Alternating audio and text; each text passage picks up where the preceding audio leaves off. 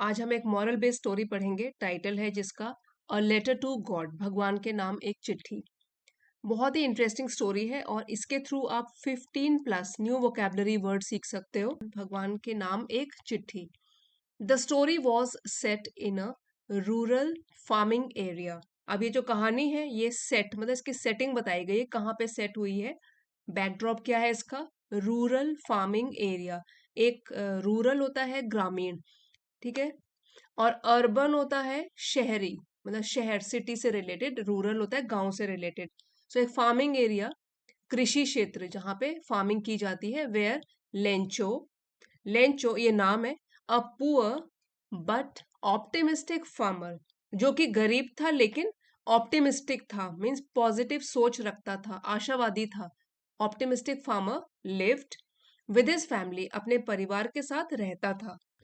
ये जो कहानी है ये एक ग्रामीण या गांव के क्षेत्र में रहने वाले लेंचो नामक एक गरीब लेकिन आशावादी किसान की है, जो कि अपने परिवार के साथ फार्मिंग एरिया में रहता था, rural farming area. He had been eagerly waiting for rain to nourish nourish his crops. Eagerly means बड़ी बेचैनी से, उत्सुकता से। Eagerly, he had been eagerly waiting, वो बहुत ही उत्सुकता से वेट कर रहा था, इंतजार कर रहा था, रेन बारिश का, टू नरिश हिज क्रॉप्स, ताकि उसकी जो फसल है वो और भी बढ़ सके, उसमें उसका पोषण हो सके।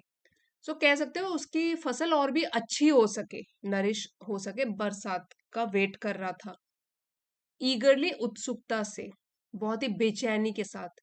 वेन इट फाइनली रेन, और आखिरकार जब बारिश हुई, फाइनली क्या हो गया, आखिरकार या आखिर में, लास्ट में, आखिरकार जब बारिश हुई, it turned into a devastating devastating hello storm. बारिश क्या है, वो बदल गई, टर्न्ड मीन्स बदल गई, और हेल स्टॉर्म का मतलब होता है ओले पड़ना, ठीक है, ओले, हेल स्टॉर्म, बर्फ के छोटे छोटे गोले जो होते हैं व्हाइट कलर के, और डेवस्टेटिंग है विनाशकारी, तबाह करने वाले, मतलब बहुत ही तेजी से जब ओले गिरने लग गए तो वो क्या हो गया, रेन बदल गई डेवस्टेटिंग विनाशकारी ओलों में, that destroyed his entire field, जिसने कि उसकी पूरी फसल को डिस्ट्रॉय कर दिया, खत्म कर दिया, उनका नाश कर दिया। उसकी पूरी की पूरी फसल, एंटायर मीन्स सारी, सारी या पूरी की पूरी फसल नष्ट हो गई। डेस्पाइट द लॉस, लॉस क्या हो गया, घाटा या नुकसान जो उसको हुआ। इस नुकसान के बावजूद भी, डेस्पाइट यहाँ पे क्या हुआ, इसके बावजूद भी, Lencho had unwavering unwavering faith in God, उसका विश्वास जो था भगवान के ऊपर, वो था अटल अटूट, जिसको कि डगमगाया नहीं जा सकता। इतना बड़ा नुकसान हो गया, उसने किसी को नहीं कोसा। इस नुकसान के बावजूद भी उसका भगवान के ऊपर जो विश्वास था वो बिल्कुल अडिग था, अटल था, उसको बिल्कुल भी हिलाया डुलाया नहीं जा सकता। नुकसान के बावजूद बावजूद भी लेंचो की ईश्वर में अटूट आस्था बनी रही।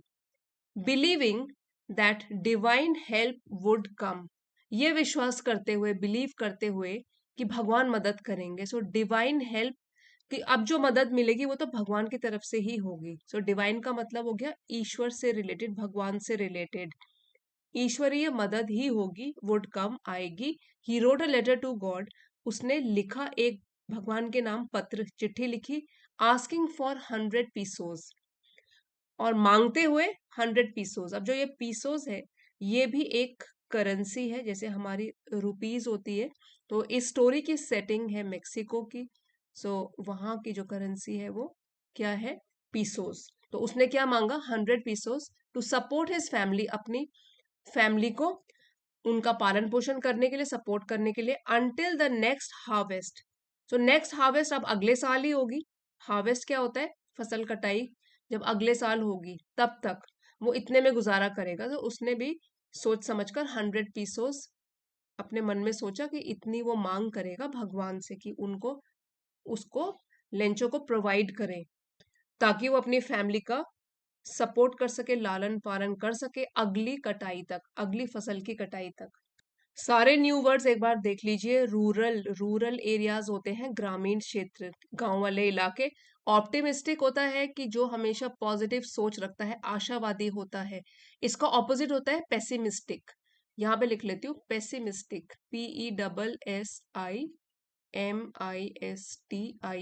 पेसिमिस्टिक। वो होता है निराशावादी, जो कि नेगेटिव सोच रखता है। फिर है ईगरली, उत्सुकता के साथ। बेचैन होकर, नरिश होता है पालन पोषण करना, पोषित करना। फिर है डेवस्टेटिंग, डेवस्टेटिंग तबाही मचा देना या विनाश कर देना, तबाह कर देना। उसके बाद है हेल स्टॉर्म, होता है ओले, हेल स्टॉर्म, ओले। अनवेवरिंग, जिनको कि डगमगाया नहीं जा सकता, जो कि अटूट होता है। डिवाइन है भगवान से रिलेटेड, डिवाइन। और हार्वेस्ट क्या होता है, फसल की कटाई। अब आगे बढ़ते हैं। The letter reached the local post office. अब जो उसने भगवान के नाम चिट्ठी लिखी, वो पहुंची लोकल, स्थानीय। सो लोकल क्या हो गया, स्थानीय पोस्ट ऑफिस में पहुंच गई। Where the post master was deeply touched by Lencho's innocence. Innocence यहां लिख लेती हूँ इसकी प्रोनाउंसिएशन, इनोसेंस। सो इनोसेंस का मतलब होता है मासूमियत, और इसी से ही बना है वर्ड इनोसेंट, मासूम या भोला भाला। सो यहाँ पे क्या हुआ, जब उसकी चिट्ठी पहुंची लोकल पोस्ट ऑफिस में, वेयर, जहां की जो पोस्ट मास्टर था वहां का, वो टच्ड मतलब गहराई से प्रभावित हो गया, बाय लेंचोस इनोसेंस, लेंचो की मासूमियत से, कि कोई इस टाइम में भी क्या भगवान के ऊपर इतना विश्वास करता है कि भगवान के नाम चिट्ठी लिखता है। सो इससे वो डीपली टच्ड हो गया, गहराई से प्रभावित हो गया, बहुत ज्यादा उसको अफेक्ट किया इस बात ने, लेंचो की इनोसेंस, मासूमियत ने, एंड स्ट्रॉन्ग बिलीफ, और उसके पक्के इरादे ने, जो कि भगवान के ऊपर था। ही अलोंग विद अदर एम्प्लॉयज, अब पोस्ट मास्टर ने उसकी चिट्ठी भी पढ़ ली खोल के, ये सब देखकर, फिर पढ़कर, इनोसेंस और स्ट्रॉन्ग बिलीफ देखकर वो बहुत ही प्रभावित हुआ। He along with other employees, so employees होता है किसी भी जगह काम करने वाले, तो कर्मचारी भी बोलते हैं इसको। सो एम्प्लॉयज मीन्स कर्मचारी। सो ये हम एक्स्ट्रा वर्ड कर रहे हैं, जो हाईलाइट कर रहे हैं, उसके अलावा भी कुछ वर्ड्स हैं जो कि यहाँ लिख रही हूं मैं इसके मीनिंग।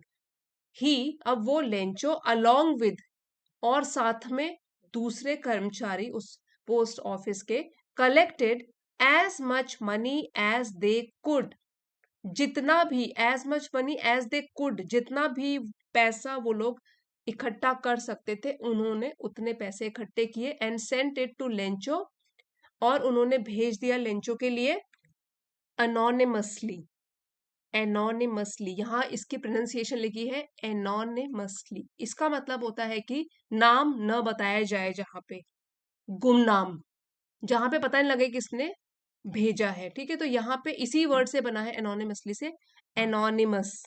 सो एनोनिमस होता है जिसका नाम, नाम पता न पता हो किसी को, गुमनाम हो जो। और लेंचो को उन लोगों ने, पोस्ट ऑफिस के लोगों ने, पोस्ट मास्टर और वहां के अदर एम्प्लॉयज ने ये पैसे इकट्ठा करके सेंट इट, भेज दिए लेंचो को, गुमनाम रूप से, एनोनिमसली।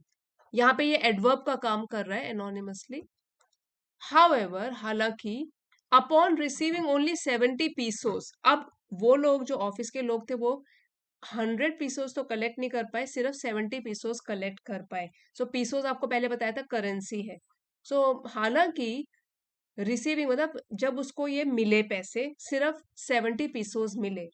सो लेकिन जब लेंचो को सिर्फ 70 पीसोस ही मिले, लेंचो बिकेम सस्पिशियस।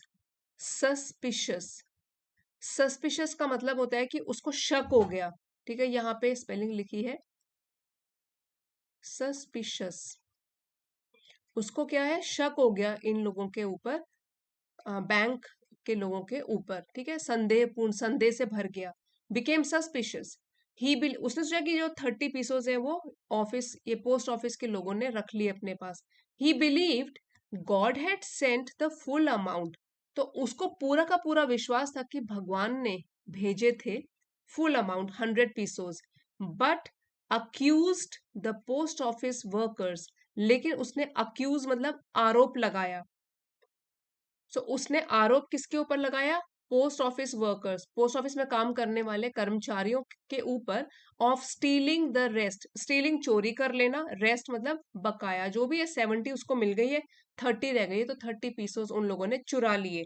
ये उसने उनके ऊपर आरोप लगाया। He even wrote a second letter. So even wrote, write का पास्ट टेंस है, वर्ब सेकंड फॉर्म में है, उसने यहां तक कि लिखा दूसरा लेटर भी, asking God not to send money through those dishonest people. ये इन्वर्टेड कॉमास में है, हाईलाइट किया गया है कि उसने फिर से एक और लेटर लिखा, दूसरा लेटर, आस्किंग, ये बोलते हुए भगवान को कि वो अब जब पैसे भेजेंगे, रिमेनिंग पैसे, नॉट टू सेंड मनी, वो ना भेजे उसको पोस्ट ऑफिस के लोगों के माध्यम से, through those dishonest people. Dishonest का मतलब होता है बेईमान, जो बेईमानी करता है, चालाकी करता है। एच इसमें साइलेंट है, डिसऑनेस्ट। तो उसने ईश्वर को एक और पत्र लिखा, एक और लेटर लिखा और रिक्वेस्ट किया कि अगली बार जब वो पैसे भेजें, उन बेईमान लोगों के माध्यम से उसको न भेजें। और यहीं पे कहानी फिर खत्म हो जाती है कि लेंचो को इतना विश्वास है गॉड में कि वो सोचता है कि ह्यूमन बीइंग्स तो गलती कर सकते हैं, लेकिन गॉड कभी भी गलती नहीं कर सकते, और उन्होंने जरूर पूरा 100 पीसोस अमाउंट भेजा होगा। वो तो पोस्ट ऑफिस के लोगों ने रिमेनिंग रकम जो है उसको वापस नहीं की और रख ली। सो इस कहानी से हमको बहुत अच्छी शिक्षा मिलती है। दो तीन ये मॉरल्स हैं, उसको पढ़ते हैं। फर्स्ट है, the story teaches us that faith can be powerful, कि अगर हमारी किसी के ऊपर आस्था होती है, भगवान के ऊपर, किसके ऊपर भी हम अगर सच्ची आस्था रखते हैं, तो वो बहुत ही शक्ति रखती है। एंड प्योर, वो बहुत ही प्योर, शुद्ध भी होती है, but it should be accompanied, साथ में होनी चाहिए उसका, साथ साथ ग्रेटिट्यूड भी होना चाहिए। ग्रेटिट्यूड होता है थैंकफुलनेस, कि अगर हम किसी चीज के ऊपर विश्वास करते हैं, तो साथ साथ हमको उसके साथ कृतज्ञता और अंडरस्टैंडिंग, समझदार, ये भी होना बहुत ही जरूरी है। तो यहाँ बोला गया है कि आस्था के साथ साथ हमको कृतज्ञ होना चाहिए और समझदार भी होना चाहिए। क्योंकि जब उसको कुछ पैसे तो मिल गए, लेकिन उसने थैंक यू नहीं बोला, कृतज्ञ नहीं हुआ, बल्कि उसने आभार प्रकट नहीं किया, उसने शक किया। सो एक तो ये मॉरल है कि शक नहीं करना है, पहले अपना जो भी अटूट विश्वास जिस चीज के ऊपर है, साथ साथ हमको ग्रेटिट्यूड भी रखना है। जो भी चीजें भगवान से मांगते हैं, जरूरी नहीं है कि हमको मिल जाए। अगर उसका 70% भी मिल रहा है, so we should be thankful, और हमको अंडरस्टैंडिंग भी होना चाहिए। सेकंड है, it also reminds us that sometimes help comes from unexpected sources. ये भी बताता है कि कई बार जब हमको अटूट विश्वास किसी चीज के ऊपर होता है, तो हमारी मदद भी होती है। और कई बार हेल्प कहाँ से आती है? From unexpected sources.